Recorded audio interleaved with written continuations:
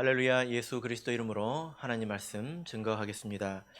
우리 다 같이 하나님 말씀 에스라서 8장 15절에서 23절까지 말씀을 다 같이 찾겠습니다.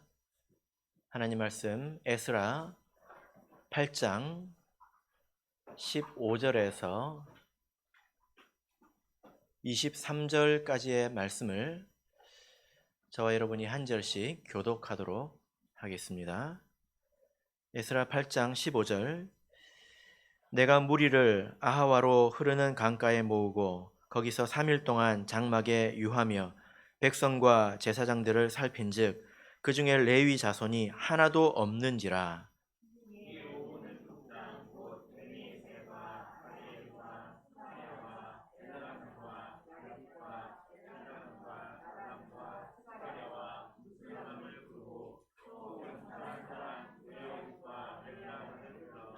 가시비아 지방으로 보내어 그곳 족장 이또에게 나아가게 하고 이또와 그 형제 곧 가시비아 지방에 거한 느디님 사람들에게 할 말을 일러주고 우리 하나님의 전을 위하여 수종들 자를 데리고 오라 하였더니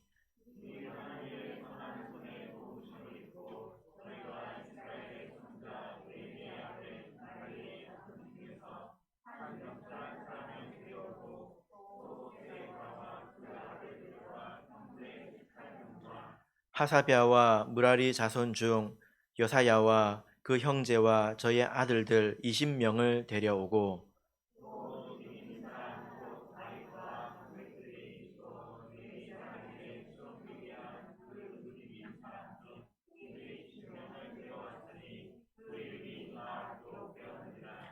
때에 내가 아하와 강가에서 금식을 선포하고 우리 하나님 앞에서 스스로 겸비하여 우리와 우리 어린 것과 모든 소유를 위하여 평탄한 길을 그에게 간구하였으니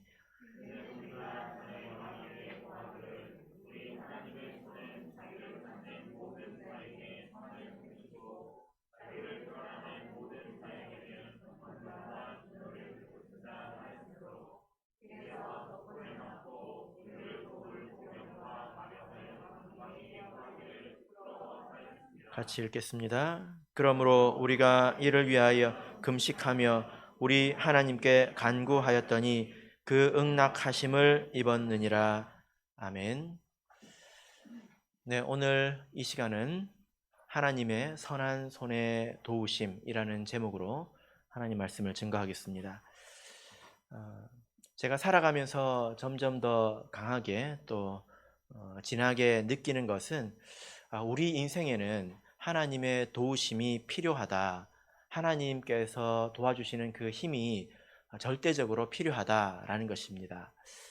그런데 또 모든 사람이 이렇게 생각하는 것은 아니더라고요. 제법 산다 하는 사람은 어떤 사람은 모든 사람이 그렇지는 않지만 인생은 노력하기 나름이다. 이렇게 말씀하시는 분도 있었습니다. 여러분들의 생각은 어떻습니까? 하나님의 도우심이 필요합니까? 아니면 노력하기 나름입니까? 예, 제가 노력하기 나름이다 할 때 녹음을 할 걸 그랬습니다. 그 사람이 정말 어려울 때 제가 그걸 딱 틀어줬어야 되는데 노력하기 나름이다. 그 말을 들으면 자기가 속상했겠죠? 예, 노력하기 나름이다. 이 말을 좀 바꿔야 합니다. 어떻게 바꾸면 좋을까요? 노력은 기본이다. 노력은 뭐다? 기본이다 라는 것입니다. 여러분, 우리의 삶은 많은 요소로 구성이 됩니다. 많은 부분이 있죠. 어렸을 때는 학업을 해야 되고 또 자라서는 일을 해야 되지 않습니까? 또 결혼도 해야 되고 자녀를 양육해야 되고 또 몸과 마음의 건강을 지켜야 되고 또 신앙생활도 해야 되고 또 하나님을 섬기는 이런 일들도 해야 합니다. 우리가 처음에는 하나만 하면 되잖아요. 그죠? 학생들 때는 자기 일만 하면 되지 않습니까? 그런데 이 일도 다 제대로 하기 전에 나이가 조금 더 먹었다는 이유로 다른 일을 하나 더 부여받게 됩니다. 그리고 이제 내 손에 담을 수 없는 그런 지경에까지 결국에는 이르게 되죠. 마치 숙제가 하나 끝나기 전에 다른 숙제가 떨어진 기분입니다. 그러면 당황스럽지 않습니까? 그래서 이 숙제 저 숙제도 못하고 있는데 시간이 지나니까 또 하나 숙제가 내려옵니다. 그러면 허둥지둥 하다가 끝나버리는 것이 참 인생인 것 같습니다. 그래서 학생들은 이런 말 들어봤죠? 야, 내가 너라면 정말 좋겠다. 하나면 하면 되니까. 이런 이야기 들어보셨죠? 예, 그런 이야기를 해보신 분은 많은데 들어본 학생은 없는 것 같습니다. 네.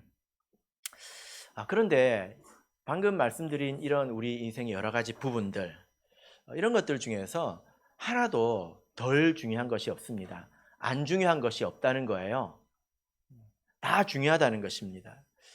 그리고 그것을 하나도 제대로 하는 것이 사실은 힘들다는 것입니다. 여러분들 방금 학생은 참 좋겠다. 저때 저것만 하면 되니까 웃으셨죠? 여러분들은 학생 아니었습니까? 그때 제대로 잘하셨습니까? 그거 하나 제대로 하는 게 쉬워요, 어려워요? 어렵죠? 예. 일 잘하는 것, 결혼 잘하는 것, 자식 잘 키우는 것, 어느 것 하나 안 중요한 것이 있습니까? 또 어느 것 하나 쉬운 것이 있습니까? 그렇지 않습니다. 그래서 제가 이런 생각을 합니다. 우리가 산다는 것이 마치 오늘처럼 추운 이 가을날 아주 얇고 또 짧은 담요 하나로 밤을 지새는 것 같습니다. 그래서 위를 덮으면 어디가 시려워요? 발이 시려워요. 발을 덮으면 위가 시렵죠?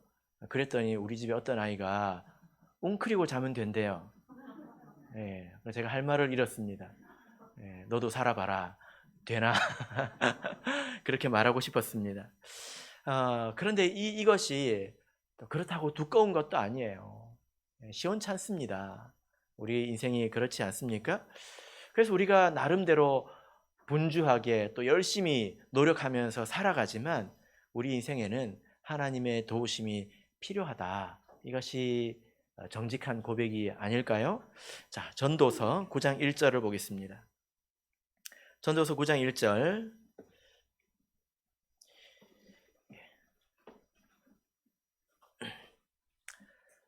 구약성경 956쪽 전도서 9장 1절. 네, 우리 같이 읽겠습니다. 시작. 내가 마음을 다하여 이 모든 일을 궁구하며 살펴본즉 의인과 지혜자나 그들의 행하는 일이나 다 하나님의 손에 있으니 사랑을 받을는지 미움을 받을는지 사람이 알지 못하는 것은 모두 그 미래임이니라. 예.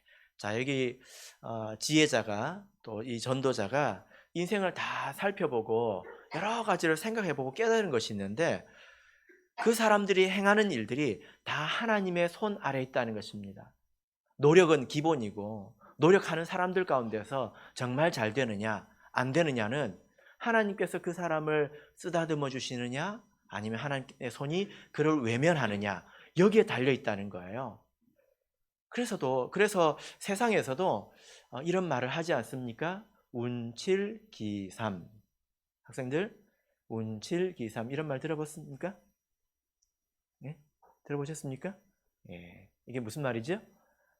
예. 세상을 사는데 운이 7알이라는 거예요. 자기의 능력이나 기술은 3알밖에 되지 않는다는 것입니다. 예. 노력도 안 하고 운칠기삼하면 제로가 되겠죠. 우리가 성경에서 이런 예를 볼 수 있는데 야곱이라는 사람을 여러분 기억하시죠? 예. 이 야곱이라는 사람은 굉장히 수완이 좋은 사람입니다. 얼마나 수완이 좋냐면 팥죽 한 그릇을 가지고 장자권을 산 사람이에요. 팥죽 한 그릇을 장자권에 판 사람입니다. 장자권이라고 하는 것은 아버지의 재산의 그 두 몫을 말하지 않습니까? 그죠? 예. 몇천 원도 안 할 것 같은 그 팥죽 한 그릇으로 그렇게 비싸게 팔았다는 거예요. 이것은 그 기회, 이 타이밍 이것을 절묘하게 이용해가지고 극대화시켰다는 것입니다. 아주 수완이 대단한 사람이죠. 제가 이제 만난 분 중에도 비슷한 사람이 있었는데요. 이분은 고등학교를 졸업하고 나서부터 장사를 했습니다. 타고난 기질도 그쪽에 가까운데요. 장사를 어려서부터 막 이것저것을 했습니다. 남자인데 한바지까지 했더라고요. 그래가지고 뭐라고 얘기를 하냐면 자기는 나한테 뭘 갖다 줘도, 이런 걸 갖다 줘도 다 팔 수 있대요. 저는 한 번도 그런 생각을 해본 적이 없습니다. 저는 그런 게 좀 안 맞는 것 같아요. 그런데 자기는 뭘 갖다 줘도 다 팔 수 있다고 얘기를 하더라고요. 그렇게 자기는 그런 것을 익혔다. 그 세계에서 잔뼈가 굵었다. 어디 가도 굶어 죽지는 않겠다. 이런 생각을 제가 했습니다. 그런데 야곱만 하겠습니까? 그 형제한테 팥죽 한 그릇을 주고 가서 장자권을 사오라고, 그 유산 상속권을 가서 사오라고 하면 그렇게 사올 수 있을까요? 여러분들은 가능합니까? 제가 마치고 팥죽 한 그릇을 드릴 테니까 가서 장자권을 사서 편하게 사시길 바랍니다. 그럴 수 있을까요? 힘들죠. 그런데 이 야곱이라는 사람이 어떻게 살게 되었습니까? 나중에 이 어머니가 그 삼촌, 외삼촌 라반의 집에 보내잖아요. 세상에 이런 말이 있습니다. 뛰는 놈 위에 나는 놈이 있다. 그러니까 야곱이 정말 뛴다 하는 사람이었는데 나는 사람을 만났어요. 창세기를 보실까요? 창세기 31장을 보겠습니다. 그 천하의 야곱이 꼼짝 못하고 사기를 당했습니다. 창세기 31장 41절을 보겠습니다. 창세기 31장 41절. 자, 같이 읽겠습니다. 시작. 내가 외삼촌의 집에 거한 이 20년에 외삼촌의 두 딸을 위하여 14년, 외삼촌의 양떼를 위하여 6년을 외삼촌을 봉사하였거니와 외삼촌께서 내 품값을 10번이나 변역하셨으니. 이 야곱이, 천하의 이 야곱이 외삼촌 집에 살면서 뒤통수를 맞았다는 거예요. 그래가지고 이제 결혼 사기를 당했지요. 그리고 그 사이에 이 계약 위반, 이 사기를 10번이나 당했다는 것입니다. 꼼짝 못하고 이 천하의 야곱이 눈 뜨고 코를 베어 갔다는 것입니다. 당했다는 것입니다. 요즘 세상이 그런 세상이에요.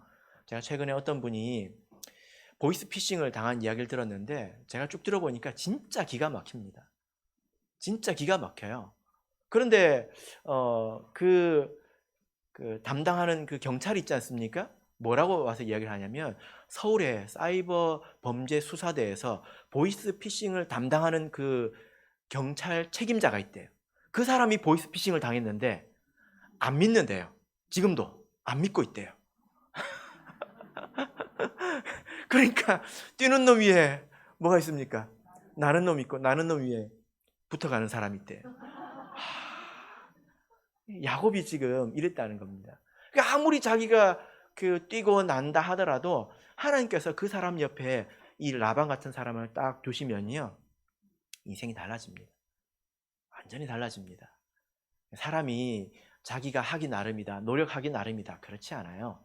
하나님께서 그 사람을 어디에 두시느냐, 어떤 사람을 만나게 하시느냐, 이것이 인생에 있어서는 아주 결정적이다라는 것입니다. 그래서 우리가 교만하면 안 되겠죠. 성경에 보면 정반대의 사례도 있습니다. 정말 어렵고 불가능할 것 같은 그런 일도 하나님의 손의 도우심으로 벗어난 자들이 있는데요. 대표적으로 보면 다윗 왕이 있죠. 그 나라의 절대 권력자인 사울 왕이 다윗을 죽이려고 했습니다. 작심하고 죽이려고 했습니다. 근데 하나님께서 보호하시니까 나중에 어떻게 되었습니까? 사울이 죽고 다윗이 왕이 되었습니다. 그죠? 그러니까 노력은 기본이다. 하나님의 손에 도우심이 있어야 된다라는 것입니다. 우리가 이렇게 살아가는 것이 원만할 때는 이런 생각을 잘 못합니다. 다 내가 잘해서 그렇지, 이렇게 생각을 합니다. 그런데 그러다가 이 많은 것 중에 딱 한 가지만 어그러져도 사람이 괴로움을 당합니다. 그래서 눈물을 흘립니다. 내가 참 약하구나, 내가 정말 연약하구나, 이것을 깨닫게 되고 또 하나님을 의지할 마음을 가지게 되죠. 오늘 우리 읽으신 이 에스라 8장은 이스라엘 백성이 하나님의 손에 도우심을 받은 이야기인데요. 지금 여러분들께서 앉아 있는 것이 굉장히 여유로워 보입니다. 좀 살만하신가 봅니다. 우리가 이 말씀을 볼 때 도대체 이들은 어떻게 도우심을 입었는가, 이게 눈이 커져야 돼요. 왜냐하면 성경을 보면 하나님의 이 손이라고 하는 것이 항상 쓰다듬는 손으로만 나오는 건 아니거든요. 때로는 이 손과, 강한 손과 편팔로 때리기도 합니다. 하나님께서 여러분들 앞에 손을 딱 드셔가지고 쓰다듬어 주실까요? 아니면 탁 때리실까요? 성경에 보면 맞은 사람도 있고 위로받은 사람도 있는데 이것은 다 우리 하기 나름입니다. 하나님 앞에서. 그죠? 그래서 우리가 오늘 이 본문을 보시면 하나님의 손이라는 표현이 3번이나 나옵니다. 그래서 18절을 보면 하나님의 선한 손에 도우심을 입었다, 이렇게 이야기하고 있습니다. 하나님께서 우리를 쓰다듬어 주셨다 말하고 있죠. 또 22절에도 하나님의 손은 자기를 찾는 모든 자에게 선을 베푸신다, 하나님의 손이 선을 베푸셨다, 이렇게 말하고 있습니다. 그리고 31절 하나님의 손이 우리를 도우셨다, 이렇게 말씀을 하고 있습니다. 여러분,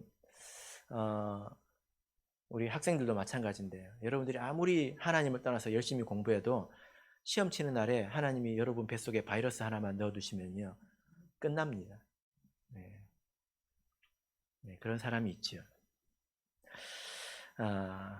우리는 하나님의 손에 도우심을 입어야 되겠죠? 그렇게 살기를 원하십니까? 그리고 그 은혜를 간증하기를 원하시죠? 그러면 오늘 이 사람들이 어떻게 그런 도우심을 입었는지 우리가 살펴봐야 합니다. 같이 본문을 보겠습니다. 먼저 본문 15절 읽겠습니다. 에스라 8장 15절 읽겠습니다. 시작. 내가 무리를 아하와로 흐르는 강가에 모으고 거기서 3일 동안 장막에 유하며 백성과 제사장들을 살핀즉 그 중에 레위 자손이 하나도 없는지라. 자, 이스라엘 백성이 지금 어떤 일을 하고 있습니까? 배경이 있죠. 자, 이스라엘 백성이 죄를 많이 지어가지고 하나님의 이 강한 손과 편팔로 두들겨 맞았습니다. 그래서 이방 나라를 통해서 그들이 멸망당했고 포로로 끌려갔죠. 그죠? 거기서 이 포로 노예 생활을 하다가 이제 하나님의 뜻으로 다시 돌아오게 되었습니다. 근데 다시 돌아올 때는 다 돌아온 것이 아니라 그 중에 아주 일부만, 그것도 몇 차례 나눠서 예루살렘으로 돌아오게 되었는데요. 그 중에 두 번째 귀환하는 이야기입니다. 이스라엘 백성이 저 이방 땅에서 다시 돌아오는 이야기입니다. 그러니까 이 사람들은 하나님의 뜻에 맞는 그런 일을 하고 있다는 것입니다. 여러분, 우리가 먼저 알아야 될 것은 우리가 하나님의 선한 손에 도우심을 입으려면 기본적으로 내가 바르게 살아야 합니다. 또 내가 바른 일에 힘써야 합니다. 그리고 바른 일을 하나님께 구해야 합니다. 하나님께서 우리를 사랑하시고 또 우리를 도우시지만 하나님이 우리의 도구는 아닙니다. 하나님께서 무슨 요술 램프입니까? 도깨비 방망이입니까? 그래서 하나님은 돈만 갖다 주면 해 하고 그냥 다 베풀어 주시는 그런 분입니까? 기도만 하면 들어주시는 분입니까? 그렇지 않습니다. 여러분 집에 칼이 있죠? 우리가 칼이 없으면 어떻게 살까요? 그죠? 어떤 사람은 그렇게 이야기할 겁니다. 가위로 살면 되죠. 칼이 없으면 우리가 어떻게 살까요? 칼은 우리가 좋은 데 쓸 수도 있고 나쁜 데 쓸 수도 있지 않습니까? 내가 마음 먹기 나름입니다. 그래서 어떤 사람은 칼 가지고 강도짓을 하기도 하죠. 그때도 내 도구가 됩니다. 근데 하나님이 그런 분입니까? 내가 바른 삶을 살 때나 악한 삶을 살 때나 하나님은 그저 내가 해달라고 그러면 해주시는 그런 분입니까? 그렇지 않습니다. 잠언 10장을 보겠습니다. 잠언 10장 9절을 보겠습니다.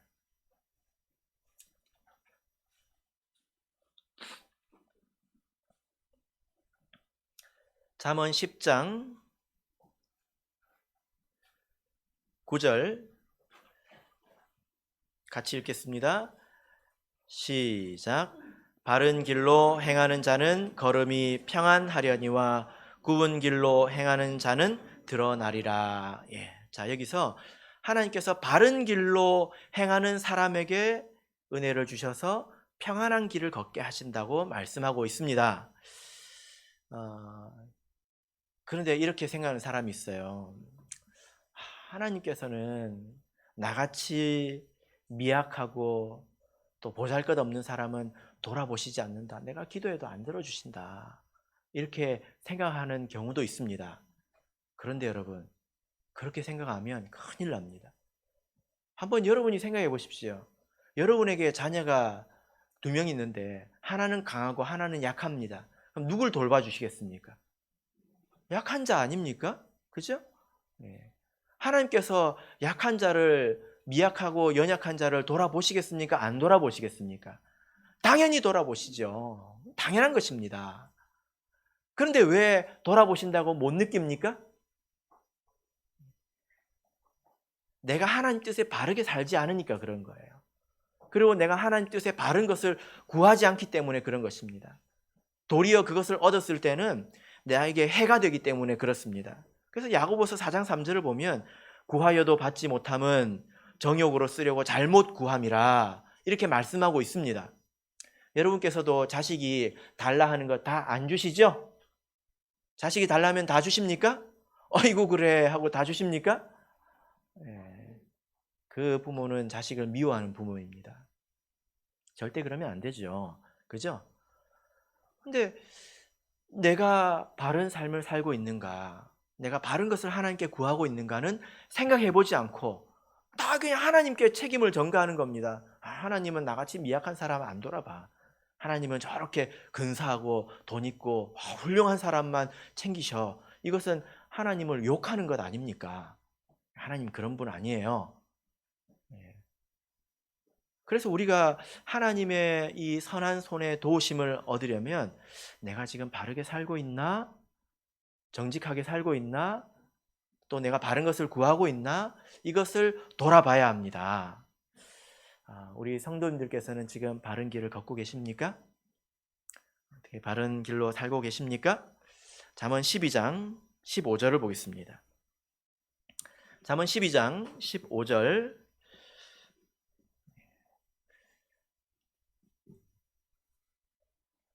잠언 12장 15절 읽겠습니다. 시작. 미련한 자는 자기 행위를 바른 줄로 여기나 지혜로운 자는 권고를 듣느니라. 자, 여러분 여기 보면 미련한 사람은 자기 행위를 어떻게 여긴다고 하고 있습니까? 바르다고 여기고 있죠? 그죠? 여러분들도 여러분의 행위가 바르다고 사는 것이 지금 바르게 살고 있다고 여기지 않습니까? 그러면 여러분 혹시 미련한 사람 아닙니까? 이렇게 자기를 돌아봐야 된다는 겁니다. 혹시 내가 이렇게 미련해가지고 내가 지금 하는 것이 다 옳고 문제가 없다고 여기지는 않는가? 스스로 그렇게 좀 두려워할 줄 알아야 합니다. 이런 두려움이 없는 사람이 제일 위험한 사람이에요. 그 누구든지 선줄로 생각하는 자는 넘어질까 두려워하라 하신 것처럼 내가 지금 바로 하고 있나? 끊임없이 자기를 돌아봐야 돼요. 근데 이런 두려움 없이 사는 사람이라면 정말 이 미련한 사람일 확률이 높은 거겠죠. 여러분, 그래서 우리가 뭘 해야 되냐면 귀를 열어야 합니다. 귀를 열어야 합니다. 내가 말씀을 잘 듣고 또 내가 우리 신도회나 또 우리 성도들과 그 사적인 교제나 이런 가운데서 내가 말을 하기도 하고 또 그 말에 대해서 또 듣기도 하지 않습니까? 그래서 누군가가 나에게 이야기해 준다면 귀를 크게 열어야 돼요. 왜냐하면 성경 말씀에 철이 철을 날카롭게 한다고 말씀하기 때문입니다. 누가 여러분들의 마음을 판단해 주고 다스려 줄까요?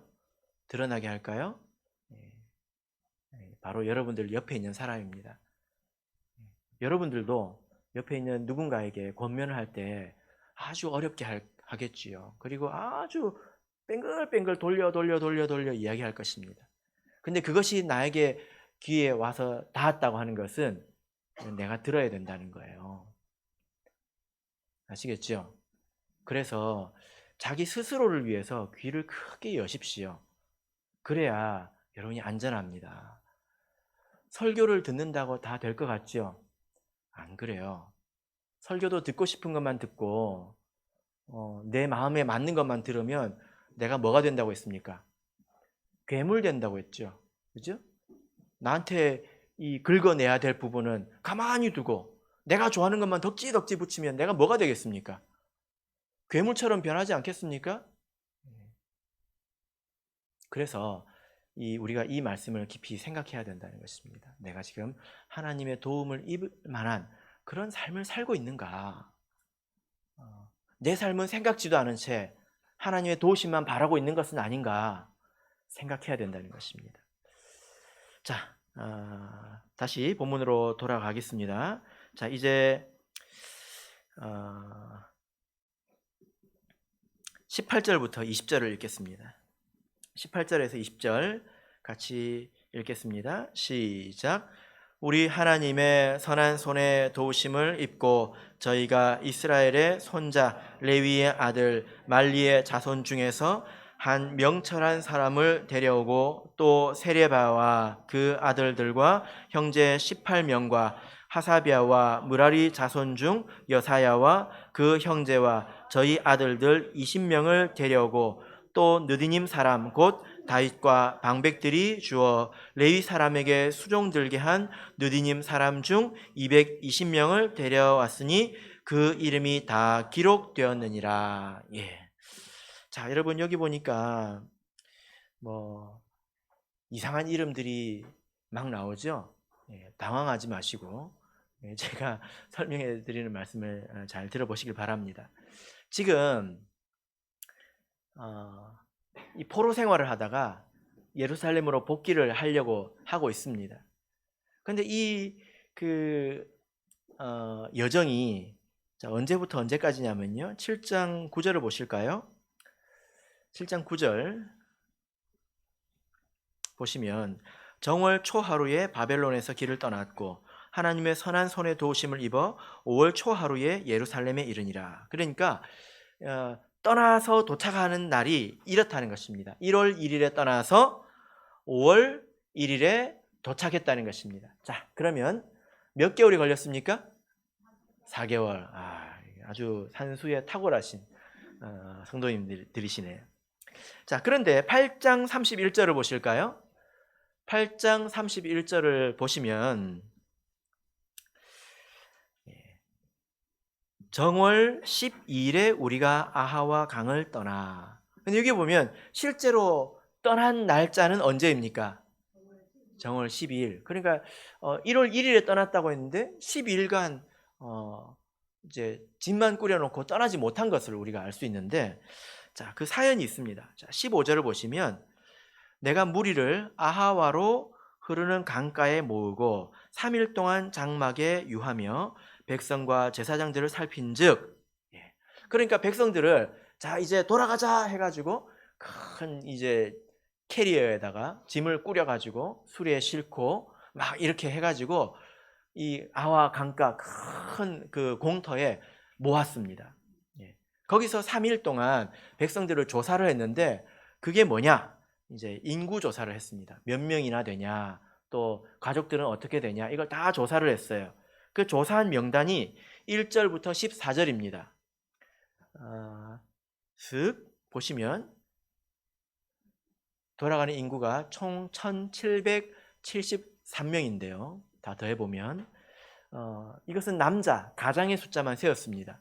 그러니까 그 아내들, 가족들, 노인들 이렇게 세어보면 대략 계산해보면 9,000명 가량 됩니다. 그러니까 이 9,000명이라고 하는 인원을 채비를 시키는데 이렇게 3일 정도 시간이 걸렸어요. 그런데 이 3일 동안 조사를 해보면서 하나의 그 문제를 발견했는데 그 문제가 뭐였을까요? 예, 레위인이 없었다는 것입니다. 10,000명이나 되는데 그 중에 레위인이 없었다는 거예요. 여러분 이게 문제입니다. 왜냐하면 이스라엘 백성이 돌아가서 이제 성전을 중심으로 하나님을 섬기려고 하는 것이 이 목표인데, 성전에서 섬기는 사람이 누구입니까? 레위인이잖아요. 그럼 레위인이 없으면 될까요? 안 될까요? 안 되죠. 그죠? 그래가지고 나머지 9일 동안 12일에 출발했다고 했잖아요. 3일 동안 인구조사를 했고 나머지 9일이 남았죠. 12 빼기 3은 9. 오늘 산수 많이 합니다. 9일 동안 레위인을 찾았다는 거예요. 여러분, 그런데 한번 생각해 보십시오.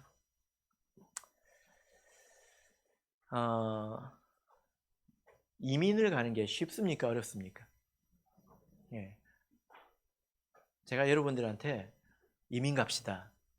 그러면 9일 동안 집 팔고 땅 팔고 짐 다 챙겨가지고 공항에 올 자신 있으십니까? 9일 동안. 예. 이게 쉬운 일일까요? 어려운 일일까요? 예, 이게 아주 어려운 일입니다. 그러니까 아주 지금 어려운 일을 만났다는 것입니다.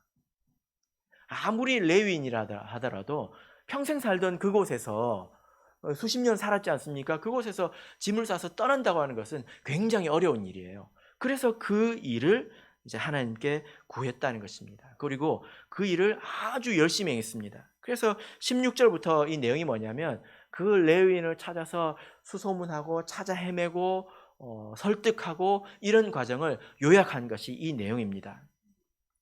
자, 여러분, 우리가 이 내용을 생각할 때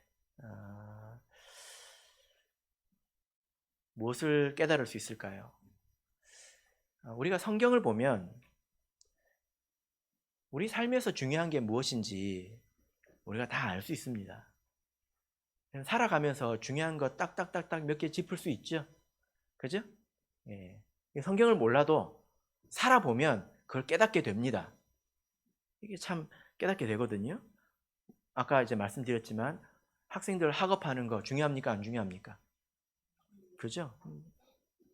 우리가 믿음을 떠나서 생각해 보자면 결정적입니다.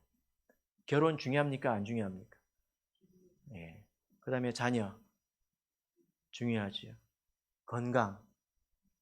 예. 우리 학생들은 지금 건강을 전혀 생각을 안 하고 먹고 싶으면 먹고 자고 싶으면 자거든요. 근데 나이가 들면 어떻게 됩니까? 먹고 싶을 때 먹고 자고 싶을 때 자면 식도염 걸려요. 괴로움을 많이 당합니다. 이런 말이 여러분들이 무슨 말인지 학생들 한 20년쯤 지나면 그때 목사님 말이 그거였구나 이렇게 알게 될 겁니다. 마음의 건강도 중요하지요. 하나님을 믿는 것 중요합니다. 또 하나님 섬기는 것도 중요하지요. 몇 개 안 됩니다. 그런데 우리가 이런 것들을 듣고 알아서 깨달아서 이것을 준비해야 됩니다. 이것을 차근차근 준비해 나가야 합니다. 그래야 하나님의 도우심도 입을 수 있다는 것입니다. 여러분, 오늘 이 내용을 보면 이스라엘 백성이 아무리 그 중요한 하나님 일을 한다고 하더라도, 아무리 하나님의 뜻에 맞는 일을 한다 하더라도 스스로 노력하지 않는 일에 대해서 하나님께서 은혜를 주실까요? 하나님의 도우심으로 통해서 레위인들을 찾았는데, 그래서 9일 만에 이민을 가겠다고 하는 봉사자들이 생겼는데, 이스라엘 백성이 준비도 하지 않고 노력도 하지 않은 일에 대해서 은혜를 베푸셨습니까? 그래서 이 교회 다니면서 이 도둑놈 심보로 다니는, 그래도 이렇게 말을 하면 좀 이상한가요? 도둑놈 심보가 뭔지 아시겠죠? 그래서 제가 노력은 기본이라고 한 것입니다. 노력도 하지 않고 말씀을 들어가지고 좋은 게 무엇인지는 알아가지고 결혼이 중요하대, 자녀가 중요하대, 날로 먹으려고 합니다. 노력은 하지도 않고 눈물도 흘리지 않고 기도도 하지 않고 애쓰지도 않고 하나님 믿으면 그냥 자동으로 건강한 줄 알아요. 그렇습니까? 안 그래요.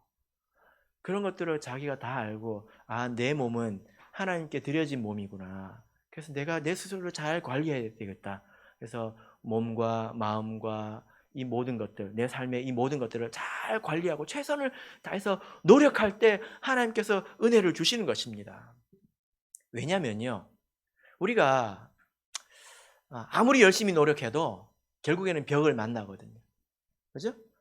아무리 건강을 위해서 노력을 해도 타고난 것이 허약한 사람은 많이 아프잖아요. 그죠? 그런 사람에게 하나님의 도우심이 있다는 것입니다. 학생들이 아무리 열심히 공부를 해도 타고난 머리가 그렇게 저처럼 좋지 못하면 벽을 만나겠죠. 이게 도대체 글자인가? 이게 도대체 무엇인가?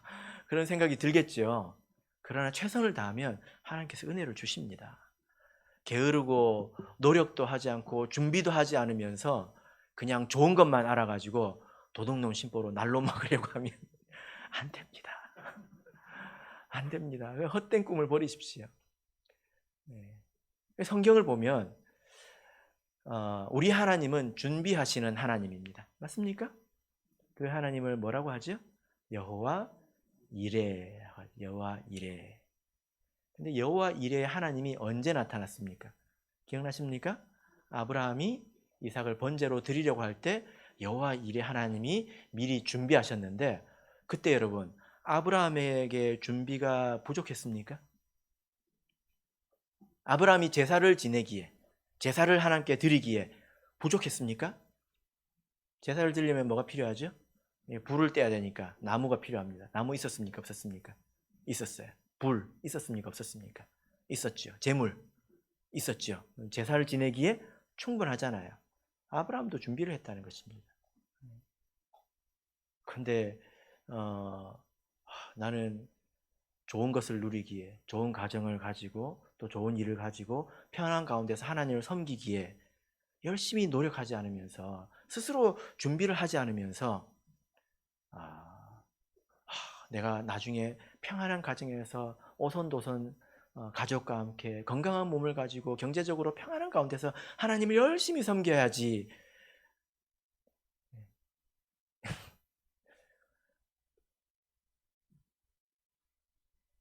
그게 얼마나 큰 꿈인지 아십니까? 제가 진짜 그런 것을 본 적이 있었거든요. 우리 교회에서 열심히 봉사하는 저 자매님처럼 살고 싶어요. 그게 얼마나 큰 꿈인지 아십니까? 하고 제 속에서 여기까지 나왔다고. 기도하십시오. 이 내용을 아시겠습니까? 거저되는 것이 아닙니다. 자, 이제 우리 21절부터 23절까지를 읽어보겠습니다. 이제 다음 두 번째 도우심인데요. 자, 21절에서 23절 읽겠습니다. 시작. 때에 내가 아하와 강가에서 금식을 선포하고 우리 하나님 앞에서 스스로 겸비하여 우리와 우리 어린 것과 모든 소유를 위하여 평탄한 길을 그에게 간구하였으니, 이는 우리가 전에 왕에게 고하기를 우리 하나님의 손은 자기를 찾는 모든 자에게 선을 베푸시고 자기를 배반하는 모든 자에게는 권능과 진노를 베푸신다 하였으므로, 길에서 적군을 막고 우리를 도울 보병과 마병을 왕에게 구하기를 부끄러워하였음이라. 그러므로 우리가 이를 위하여 금식하며 우리 하나님께 간구하였더니 그 응낙하심을 입었느니라. 자, 이 내용은 이스라엘 백성이 두 번째 얻은 도움에 관한 이야기입니다. 첫 번째는 레위인을 얻은 것이 도움이었죠. 자, 이 이스라엘 백성이 가야 될 길이 만만치 않습니다. 1500km 정도 됩니다. 1500km. 이 길을 그냥 가는 게 아니고 온갖 수레에 짐을 다 싣고 어린 아기들까지 데리고 가야 합니다. 버스 타고 가는 게 아니에요. 그러니까 넉 달이나 걸린 것입니다. 근데 그 길이 또 안전하지도 않습니다. 산적이 출몰하는 곳입니다. 위험하겠죠, 그죠? 그래서 더군다나 지금 이제 24절부터 보면 이스라엘 백성이 예루살렘으로 돌아간다고 했을 때 여러 사람들이 헌물을 했습니다. 그 하나님께 제물을 좀 바쳐주시오 하고 그 왕도 헌물을 하고요. 그 다음에 장관들도 헌물을 했고요. 또 거기에 살고 있던 이스라엘 백성 중에서 같이 돌아가지 못하는, 가고 싶지만 나는 가지는 못할 것 같아, 근데 하나님께 좀 바쳐줘 해가지고 헌물을 했는데 그 보물이 또 산더미처럼 있습니다. 그 리스트가 24절부터 있어요. 그러면 한번 생각해 보십시오.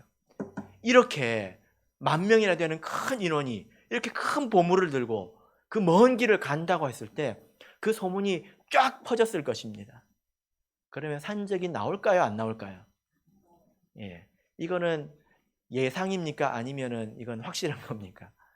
이건 아주 확실한 것입니다. 예. 아주 확실한 것입니다. 여러분들은 지금 밤에 마음껏 돌아다니시죠? 전 세계에 그럴 수 있는 나라가 몇 군데가 없습니다. 진짜예요. 여러분들도 아실 텐데 어떤 외국인이 한국에 이렇게 취직을 해가지고 왔는데요. 깜짝 놀란 게 아이가 집 앞에서 엄마랑 빠이빠이 하고 학교를 혼자 가는 거예요. 너무 놀래가지고 누가 이 아이를 납치하면 어쩌나 이런 생각이 들어가지고 그 아이가 학교 가는 데까지 같이 가줬대요. 뒤에서 따라가줬대요. 근데 가니까 애들이 막 여기저기 오는 거예요. 예. 이 나라는 좋은 나라구나 깨달았답니다. 이스라엘 백성이 이렇게 위험한 길을 가는데 왕에게 좀 우리를 그 에스코트 해줄 군사나 이걸 요구할 수 있지 않습니까? 근데 그 말이 차마 입에서 안 떨어졌다. 지금 이 이야기를 하고 있습니다. 왜 그 말을 못했을까요? 여러분, 에스라는 왕이 철저히 신뢰하는 사람입니다. 그래서 이 에스라 때문에 보내주는 거예요. 그리고 에스라가 믿는 하나님이라면 확실하다 해서 왕이 더 믿음이 좋은 거예요. 왕이 그 하나님이 지켜주실 거다. 네. 그래가지고 왕이 에스라한테 헌물까지 했어요. 그 여호와 하나님께 바쳐주고 나와 우리 왕자들 위해서 기도 좀 해주시오. 기도 부탁까지 했습니다. 그런데 에스라가 근데 우리 좀 안전하게 갈 수 있도록 군사 좀 보내주세요. 이렇게 부탁하니까 너무 이렇게 민망하겠죠. 그러면 왕이 뭐라고 하겠습니까? 아니 너희들 자기 백성도 못 지켜주는 하나님 믿으러 뭐 하러 가냐? 가지 마라 할까봐, 가지 마라고 할까봐 말을 못한 거예요. 그 심정을 이해하시겠습니까? 그래서 말을 못했어요. 근데 가야 돼요. 그럼 어떻게 됩니까? 있을 수도 없고 갈 수도 없고 그냥 여기서 죽을까요? 그냥 그만할까요? 도저히 길이 없는 그곳에서 에스라가 선택한 방법이 이것입니다. 무엇입니까? 금식으로 기도하는 것입니다. 그래서 금식이 무엇입니까? 21절 보면 우리 하나님 앞에서 스스로 겸비하여, 사람 앞에 있는 것이 아니라 하나님 앞에서 스스로 겸비하여, 여기 스스로 겸비한다는 것은 자기를 괴롭게 하고 이것은 애통한 마음을 가진다는 것입니다. 본래 이것은 속죄일에 자기 죄를 생각하면서 가지는 마음이죠. 여러분, 근데 이 금식에는 능력이 있습니다. 힘이 있습니다. 자, 우리 이사야서 58장을 보겠습니다. 이사야서 58장 5절 6절을 보겠습니다. 이사야서 58장 5절 6절, 자, 우리 같이 읽어보겠습니다. 시작. 이것이 어찌 나의 기뻐하는 금식이 되겠으며 그것이 어찌 사람이 그 마음을 괴롭게 하는 날이 되겠느냐. 그 머리를 갈대같이 숙이고 굵은 배와 재를 펴는 것을 어찌 금식이라 하겠으며 여호와께 연락될 날이라 하겠느냐. 나의 기뻐하는 금식은 흉악의 결박을 풀어주며 멍에의 줄을 끌어주며 압제 당하는 자를 자유케 하며 모든 멍에를 꺾는 것이 아니겠느냐. 자, 여러분, 이 58장을 보면 전체가 금식에 관한 내용인데요. 하나님께서 기뻐하는 금식은 이렇게 흉악의 결박을 풀어주는 그런 힘이 있다는 것입니다. 이것은 자기의 마음을 괴롭게 하고 뭐 이제 그런 것이죠. 그래서 이 기뻐하는 금식이 무엇인지 여러분 살펴보시기를 바랍니다. 우리가 굶는 것이 금식은 아니죠. 하루에 한 끼 굶는 것은 금식이 아니라 하루에 2끼를 먹는 것입니다. 그건 금식이 아니죠. 이것은 내 마음에 애통함을 가지는 것입니다. 하나님 앞에 간절히 엎드리는 거죠. 그러나 이것은 우리의 몸과 마음에 괴로움을 주는 것입니다. 믿음이 있다고 해서 금식할 때 덜 괴로운 거 아니에요. 동일하게 괴롭습니다. 여러분 이 말씀을 믿으시기를 바랍니다. 성경에 금식이 있는 것은 우리가 살아가면서 때로 금식이 필요할 때가 있기 때문에 성경에 있는 것 아니겠습니까? 근데 살아오면서 그런 걸 못 느끼셨다면 둔한 것입니다. 우리가 살면서 금식이 필요할 때가 있습니다. 왜 꼭 금식해야 되느냐? 그냥 기도하면 안 되느냐? 그런 분들은 믿어지면 또 필요하다고 생각이 되면 그때 하시기를 바랍니다. 성경을 통해서 이스라엘 백성이 언제 금식을 했고 그 열매로 무엇을 얻었는지 한번 보시길 바랍니다. 제가 얼마 전에 금식 기도에 대해서 말씀을 전체적으로 전한 적이 있죠. 이스라엘 백성이 금식을 통해서 전쟁에서 이겼습니다. 져야 되는 전쟁에서 이겼습니다. 그리고 영적인 깨달음을 얻어서 성숙을 이루었고요. 죽을 죄를 용서받았습니다. 그리고 하나님의 말씀을 계시로 받았습니다. 특별히 에스더가 왕에게 죽기를 각오하고 나갔을 때 모든 백성이 그때 3일 동안 금식하지 않았습니까? 그래서 모든 백성이 구원을 얻었습니다. 그래서 내가 금식이 무엇인지는 모르겠지만 내가 이렇게 금식을 하나님께서 기뻐하시는 금식으로 내가 하나님을 섬기고 또 하나님께 간구할 때 은혜가 있다, 이런 것을 여러분 믿고 아시길 바랍니다. 그리고 내가 살아가면서 특별히 하나님의 은총이 필요하다, 또 내가 지금 금식을 해야 될 때이구나 라는 감동이 있으면 그때 이 금식 기도를 꼭 사용하시길 바랍니다. 금식 기도는 필요하니까 성경에 있는 것입니다. 우리가 오늘 들은 이 내용을 우리 개인의 삶에서나 또 우리 교회를 위해서 적용할 수 있습니다. 하나님의 도우심을 얻는 데는 길이 있다는 거예요. 막연하게 하나님은 나한테 잘해주시겠지 이런 생각을 가지고 계시지 마십시오. 우리가 바른 삶을 살아야 하고, 그리고 또 우리가 스스로 깨달아 준비해야 되고, 때로는 앞도 뒤도 길이 없을 때는 금식으로 하나님을 섬겨야 합니다. 말씀의 결론 맺겠습니다. 세상 사람들은 즐겁게 살아갑니다. 아주 열심히 즐기죠. 그러나 인생의 어느 순간에는 그 누구도 도와줄 수 없는 절망의 벽을 만나게 됩니다. 사는 중에 만나기도 하고요. 그리고 마지막 죽음에 이르러서는 누구나 절망하게 되죠.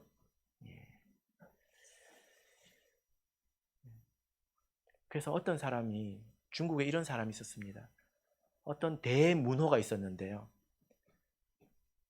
그 사람이 남기는 글마다 너무 아름다워가지고 그 사람의 노년에 어떤 젊은이가 이 사람이 죽을 때 무슨 말을 할까 궁금해가지고 수년을 따라다녔습니다. 죽을 때 하는 말 한마디를 듣기 위해서. 중국에는 진짜 별의별 사람이 다 있습니다. 진짜 있었던 일이에요. 그래가지고 나중에는 요양병원에 들어갔습니다. 그래가지고 이렇게 위대한 사람은 도대체 죽을 때 무슨 말을 남길까 따라다녔는데요. 마지막에 무슨 말을 했을까요? 죽기 싫어. 진짜 이거 말하고 죽었습니다. 죽기 싫어. 그 말하고 죽었대요. 너무 실망을 했답니다. 네. 우리 하나님을 믿는 사람은 다른 사람들보다 덜 누리고 살 수 있습니다. 그러나 우리 마음에 평안이 있지 않습니까? 우리 인생의 어려움 가운데서 벽을 만날 때 우리가 하나님을 의지할 수 있습니다. 우리의 도움이 어디서 옵니까? 천지를 지으신 하나님께로부터 오는 것 아닙니까? 그리고 마지막 죽음의 순간에서도 우리가 담대하고 도리어 평안을 누릴 수 있습니다. 바로 하나님 때문이지요. 바라옵기는 오늘 이 말씀을 마음에 새기셔서 하나님의 도우심을 얻어서 형통하고 복된 인생을 사시기를 예수 그리스도 이름으로 축복합니다.